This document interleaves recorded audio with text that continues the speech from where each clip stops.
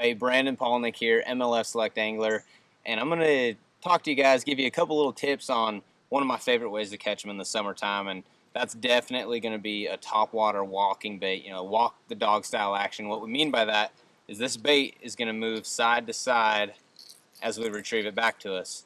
And a big thing for me is that as that summertime it starts to clear up, the water conditions they get better, and those water temps start to rise. A lot of places the bait will get up high, and those fish start to look up. Whether they're largemouth, smallmouth, spotted bass, they'll start to look up into the sky. And a topwater walking bait is going to do a couple things for me. It's going to allow me to cover a lot of water, and it's also going to allow me to get those fish to come from long distances. A bigger bait like this is a Storm Arashi Topwater. It's a size 13, and it's a bigger bait like this is going to push more water. It's going to be loud. You can hear those rattles in it, and so it's going to draw those fish from long distances, again allowing me to cover a lot of water in a quick amount of time. So in a format like the MLF Selects or the MLF Cups, it's a really good bait to cover water and figure out where those fish are positioned. I like a bait that's got 3 hooks on it, because when those fish come up, they're aggressive, and that's just going to help with my hookup ratio.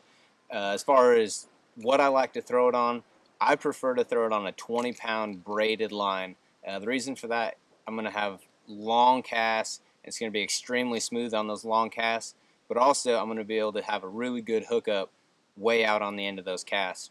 If you're worried about the fish seeing the line, you can attach a 15 or a 20-pound monofilament line. Just make sure it's not fluorocarbon, because the fluorocarbon is going to want to sink and it'll hinder the action of the bait. As far as the rod goes, I throw it on a 610 medium action Abu Garcia Fantasista Exclave rod.